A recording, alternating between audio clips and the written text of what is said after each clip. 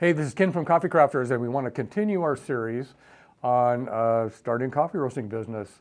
And the number one thing we want to start with is marketing, because without a marketing plan, you will not be successful. But the good news is we have thousands of customers out there now, and we see things successful people do over and over and over again, repeat a really good marketing plan and a game plan. And so that's what I want to cover today.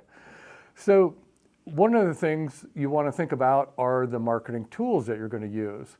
And social media, as everybody knows, whether you like it or not, it's really a growing part of our lives, and it's really a growing way to connect with customers.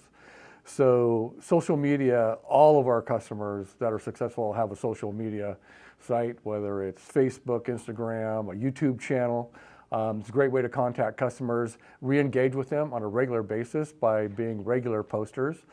The other thing that you're going to need to do is do some direct contact. So direct contact could be going to a farmer's market where you're talking directly to customers. If you're interested in wholesaling, direct contact would be going out to businesses and see if they want to sell your coffee for you. So we have customers that have done really good at that. I have an example here of somebody who excelled at it, and it was really fun to watch him grow because he was one of our very first customers years ago, and he got big. And the other thing is a website. So probably 5 or 10 years ago, everybody had this idea that you were going to create a website, and all of a sudden people are going to come to your website and buy your product. As we found out, that's not the way it works. But a website is an absolutely crucial tool, because what you want to do is drive people to your website and then make doing business with you easy by having a real functional website that's easy to deal with. So what I'd like to do is I'd like to start by giving you 3 different examples of 3 customers who grew their businesses by creating a marketing plan, sticking with it, and have been very, very successful. The first one is a smaller roaster. So he's, I think, pretty much a one-man show, and that's what he planned on doing. The name of his business is Workbench Roasters, and Bryce is going to have contacts for you on the video so you can go look at their websites. He's in Wendell, North Carolina, and his name is Mike Carty. And what Mike does is he goes to farmers markets to attract new customers. So some people think they're going to go to farmers markets and I'm just going to sell at the farmers market and that's my revenue stream. Farmers markets is a place where you attract customers. So if you go to Mike's website, you will see that he has a real online presence. So he sells coffee through his website. Not only that, he has a subscription service where you can choose to get your coffee every week, every other week, once a month. And having a subscription service is a really good way to keep customers engaged, and it automatically makes a sale for you. And one of the things is everybody with their business created some sort of story. So Mike's story, being Workbench Roasters, he's really the Workbench Roaster, singular. He started out just playing around, roasting coffee on his workbench out in the shop, and that became the name of his company. And really his theme is just being a guy who loves coffee. That's how he started his business. That's how he sells it. He does sell the hot air roasted theme when he's selling his coffee, and we'll talk a little bit about that as being an advantage. But anyway, it's been very fun. We've met Mike at some of the shows, and it's just always nice to talk to him. He's excited about his company, excited about the growth he has, but he has stuck to his marketing plan. He goes to farmers markets, he sells coffee at the market, pays for it, but he attracts customers. So he's soliciting customers at those farmers markets to be long-term customers. On the farmers market side, we do have that website for you, the National Farmers Market Directory. And if you pull that up, if you're interested in that business model, put your zip code in the search engine on this website, and all of the farmers markets near you will come up. So what Mike does is he has a circle. He travels so many miles, and all the farmers markets within that circle, those are the places where he attracts customers. So great business model. The next example I have is Olsen House Coffee. And I really like this story because Rick Olsen, He's from Oroville, California. It's a town of about 20,000. He was one of our very first customers. I think he got one of our first 10 roasters. But from the very beginning, he had a marketing plan that was going to go out and wholesale coffee at a reasonable price. That's where he was. He didn't go out there to sell coffee the most he possibly could get out of special coffee, doing whatever.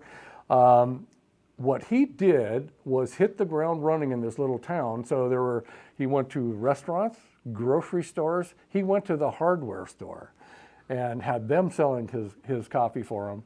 And that's how he got started. So he was really smart about his business. I really admired what he did because he reinvested in his business. He paid himself a salary because he had a family to support, but he reinvested in his business. He has over 100 grocery stores alone, I think, right now. And he actually bought a really nice sit-down coffee shop / drive-through in Oroville, paid cash for it with the proceeds from his company, which was a really cool thing. And he outgrew our roaster really early because we didn't have our larger machines then for him to operate. So he outgrew our roaster, and then he's still doing fluid bed roasting. His story was about the type of roasting he does. So every one of his coffee bags, go to his website, olsenhousecoffee.com, OLSON. And he has hot air roasted on every one of his bags. So he pushed that angle from the very beginning, and he still does that today. His new roaster, he has a big 50-pound Civets roaster, does 50 pounds at a time. That's how he services his clients. But it was a great business model, but he stuck with it from the beginning. So he was wholesale minded from day one.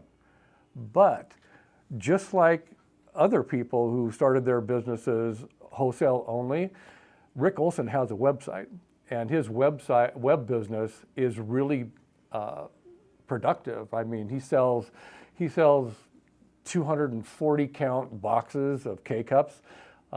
He bought a large K-cup line, a dual line that I forget 3,000 cups an hour or whatever it does, but probably more than that. But he makes a lot of K-cups. But he also went into retail. So he has a blended business. So he does a combination of retail and wholesale. And if you go in Northern California, in the small town grocery stores, you'll probably see Olsen House Coffee there. The next example I have is Vidiian Coffee out of Duncan, Oklahoma. So Shay and Lindsay Hayes, they were a couple more of our early customers. I think we got them about 2 or 3 years into manufacturing roasters. And so we've talked to them a lot over the years. Their goal was to start a coffee shop. And that's really what they had in mind. So they started selling retail coffee, and then they also sold wholesale coffee. But their real focus was their 2 little social animals, both of them. So they wanted to create their story around a social scene and the community. And Shay has a very active video component in his business model, and you'll see he has hundreds of videos now. If you go to his website or his Instagram, there's videos all over the place. So what they do is they do coffee shops, online sales, and wholesale, another blended model. But all of their business model went in feeding the growth of their coffee shops. Their first coffee shop was in Duncan, Oklahoma, and I think they're getting ready to open their 9th shop. So they've been very, very successful doing that. So one of the common themes that runs through all of these success stories of these people that we know personally is they stuck to their game plan. They decided how their business was going to go, and then they made their marketing plan around that, and then they just went out and pounded it out. All of them, it took a few years for them to get going. So we would never tell you that roasting coffee or starting a coffee roasting business is a get-rich-quick scheme, because it's not. But there are tools that you can use to be successful, and that's really what we want you to learn, is learn from these other people's mistakes, because they all will tell you that they went off on a tangent once in a while. but mostly they stuck to their game plan, which is why they were successful. Okay, so coffee is about creating a brand and a story. So all of them have their own brand, their own story, and when you get to the creating a brand and the marketing part, that's where the fun part is. You get to create your logo, you get to create your name. We see some really creative things going on out there, and people will come up with a name and a tagline. Bryce shared one with me that I hadn't seen yet, Space Fox Coffee. They have a space theme. So all of their coffee offerings are around space words or themes or terms. Their tagline is creating a universe of specialty grade coffee. And so kind of a cool thing. Blue Marlin Coffee, they're our close friends here at Coffee Crafters. They have a pirate theme, and their tagline is Get Hooked. And so they come up with pirate names for all of the different offerings they have. I think their blend coffee, which has 5 different coffees in it, is called 5 Wenches, something like that. And yeah, so Dave was in marketing. Actually, he was a videographer. He actually did all of our videos in the beginning. And so he's been very good at staying after their social media and whatever. They actually are moving back up here close to us now, so we'll get to visit with Dave more often. Another one I liked was Warriors Coffee, which was a veteran-based. It's a veteran theme coffee roaster. And they have a donation part. You buy the coffee, they donate so much back to their to veterans. And so that's an important thing, is if you have a story that you want to create about supporting a nonprofit, you can start a coffee marketing plan where for every bag sold, you donate so much of the profits of that bag to that nonprofit. And it gives a reason for people to buy that coffee. Another one I liked was The Busy Bean. I'm on their Facebook group, so I get their stuff all the time. They're really funny. They're always doing funny little videos. And they got their little tagline of buzz on in and for a cup of coffee. And so you can really have some fun with the marketing part. But one of the things you want to do is you want to make sure that you come up with your taglines for why people should buy coffee from you and not somebody else. One of the cool things about our fluid bed roasted coffee, and almost all of our customers use this, is it's clean hot air roasted. There's no hydrogen sulfide from roasting in gas, and it's less acidic for people with sensitive stomachs. So they all use those things when they're marketing their coffee. On the nonprofit side, some of the things we want to cover in some other episodes of this on the marketing side is one of my favorite unexploited business opportunities when it comes to coffee. We have a few customers that have been very successful doing it, but it's still wide open for opportunity, and that is selling to nonprofits.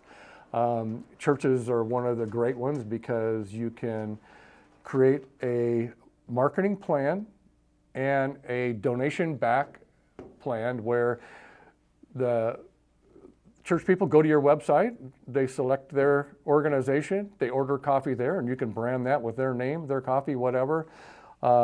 They pay a retail price. The retail price money comes back to you, and every month you donate so much of that back to the organization.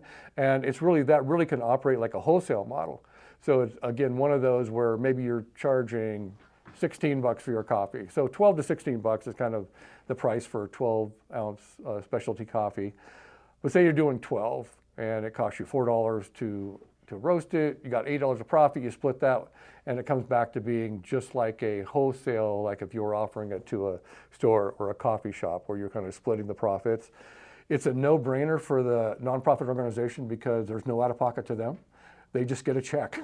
They get a check every month, and people like supporting their organizations. Same things with schools, veterans organizations, any other type of nonprofit where somebody wants to sell the coffee for you. That's a great way to do it. So again, going back, social media, Instagram, YouTube, create something where you're giving your customers valuable content on an ongoing basis.